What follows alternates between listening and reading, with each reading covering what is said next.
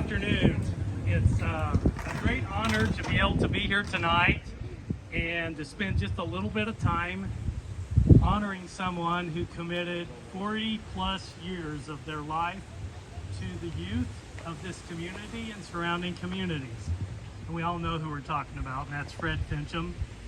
Fred had a passion for baseball and softball, and he committed himself to making these fields and this facility better for all the youth in the community. Never once was there a young person that wanted to play in one of the sports that Fred didn't find a way that they could play. Whether it was a glove, whether it was a uniform, whether there's a way for them to work out here during the baseball season, he was committed to making sure that youth of the community, not only Atlanta but surrounding communities, were able to participate in something that was a passion that he had. He spent relentless hours out here mowing, cleaning, dragging the fields, and I'm sure his sons, grandsons, and granddaughters also had the privilege to be drafted, right, into helping on with some of those activities. We're just thrilled that we had people that are committed to an activity like this for that length of time to make Atlanta a better place for all our youth. Mark Fincham is going to go ahead with the dedication, but I just wanted to say a few words. These things couldn't happen without the benefit of the city. I forgot to introduce myself. I'm Adam McVeigh, the mayor here in town, and the city's been committed to working with the park districts throughout this area and this field to make sure that we provide a quality place for young people to participate in both softball and baseball activities. So Mark, here we go. Thank you, Adam. Much appreciated. I mean, I think he covered a lot of what, really honestly, I was going to talk about. You know, it's one of those things where Dad had a lot of years involved here, but it wasn't just him. You know, you have to have a lot of civic organizations, you have to have a lot of volunteers. There's a lot of people throughout the years that had a hand in helping Dad get where he wanted to go with this. And then, like Adam said, always giving a place for people to come to, basically to enjoy Atlanta, for one, but then also have the opportunity to have a kid put a ball glove on, put a hat on, and be a part of a team. And I think that's probably one of the most important things in life that maybe some of us enjoyed, maybe some of us didn't get a chance to enjoy. And if you didn't, you know, I'm sorry, because it's really a very special thing.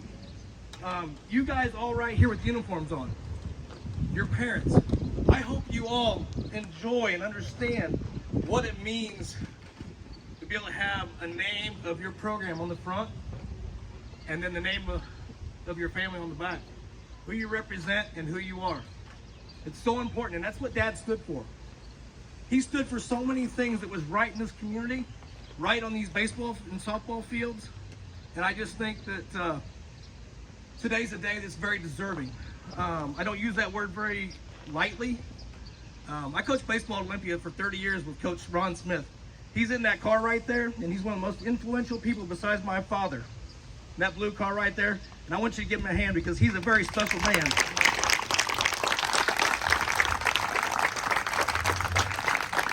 Between him and my father, I learned a lot about basically what's important in life, what's important in your family, and this is why we're here today. Dad took upon himself to make sure that this was a great place for people to come to. And I look at the turnout we had today, you know, thank you, but I think it's a testament as to what he stood for and what we all want to be. So I appreciate you all coming. I just want to kind of talk through all that a little bit, give you a little backstory about who Dad was, things that you might not know at this place. And I won't drag this out because I know we need to play some ball. But in 1978, there was two fields. This one, and then back there where the batting cage is, there was a little tiny T-ball type field. That's where we played when we were in 3rd and 4th grade. And we always just hope, God, man, we can't wait to get up here and play on the big field. We had to wait our turn. Well, now, a lot of years moving forward with a lot of people involved, helping getting things done, and Dad was driving that ship. We have a lot of fields now. We have a lot of people in town every day of the week, and it's just wonderful to see when that parking lot's full and these fields are full of kids. And I just think it's amazing.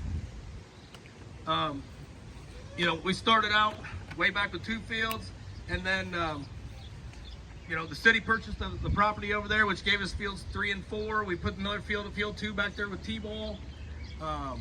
Back in like 2004, we got these lights put in. We had a great dedication for that. We had a lot of help and people, donations, so forth, Little League, city, so forth, getting that done.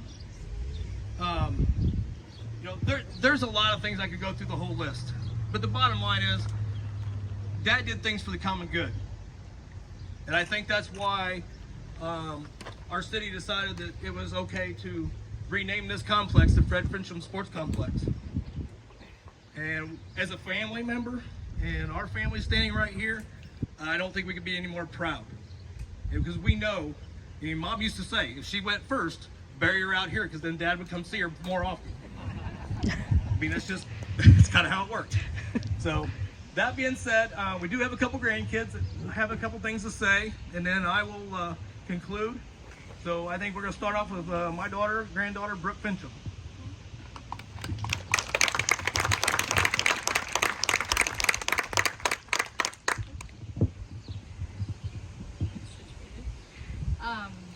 Hi everybody, I'm Brooke Fincham. I'm Fred Fincham's oldest granddaughter. I want to thank you all again for coming out today to honor my grandpa by watching some ball games at one of his favorite places. I just want to briefly share with you the full circle moment I'm kind of experiencing tonight at this dedication. My grandpa Freddie coached the first Ole fire team I played on when I was 8 years old. I currently am the assistant coach for the 12U team that's playing here tonight. And one of my younger cousins is actually playing on this team. And I'm also coaching with my best friend that I met on that Ole fire team that my grandpa coached. So this all really started for me with my grandpa, and now I'm here 17 years later, starting the journey again for hopefully Tessa, we'll see. But I think this is an amazing example of the impact and legacy that Fred left on the community and his family. He proved to me at a very young age that, you know, what sports can do for kids. Sports inspire them, motivate them, challenge them, and grow them into successful men and women. It's truly an incredible moment today. I wish my grandpa was here to experience it with me, but I know he's proud of us. Looking down. I watch kids come up here and play, and all I can think about is how big my grandpa's smile is, looking down at all this and how far everything's come. He loved this complex because it creates a place for family, friends, and the community to just come together for the kids. So dedicating this complex to Fred Fincham will ensure his story and legacy live on for years to come. Thanks.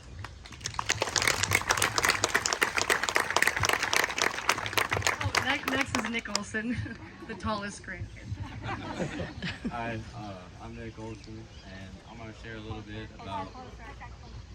Is this good? Okay. Alright, I'm Nick Olson, and I just kind of want to share a little bit where I started here. And it goes all the way back to when I was a little kid, maybe 2 or 3. I would come down here with my grandpa, and I just ride on the 4-wheeler with him. Or at the time, we had this little white tractor, and it didn't really move too fast, so he let me drive sometimes. And that's kind of where it all started, and that's kind of where I learned like my first part of work. And whether it was working for a candy bar or pop out of the soda machine, it was always worth something. And looking back now, I'm real thankful for it because like it kind of taught me, and like I guess in a way, but it kind of taught me how to work through hard things in life, because I didn't always like it, whether it was raking batters boxes or chalking lines and stuff. But he always made me work, and I kind of take that to heart now, because in everything I do, I try to work my heart out at it and put a good name for myself and put a good name for my family. And when you're playing these sports and stuff like that, like all you guys over here, you're representing more than just yourself. You're representing a program, and you're representing your parents and what you were made of and what like you're taught to do. And I just kind of feel like this is well deserving, as this whole complex as it is. And growing up and playing on this complex to now watching everybody else play on it and being graduated, it's truly amazing what he's turned this into. And I couldn't ask for a better grandpa, and I'm so thankful to call this his field. Thank you.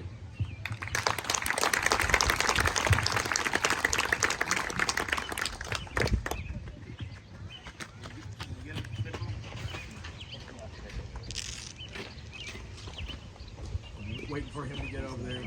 The little fellow over there, Talon, that's Grandpa's buddy right there, that's for sure.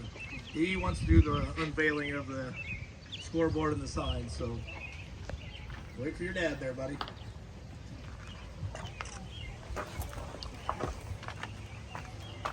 Let me know when you're ready, bud. You ready?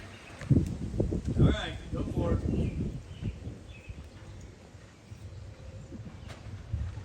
Yep, you would have figured that. A little bit of wind didn't hurt that.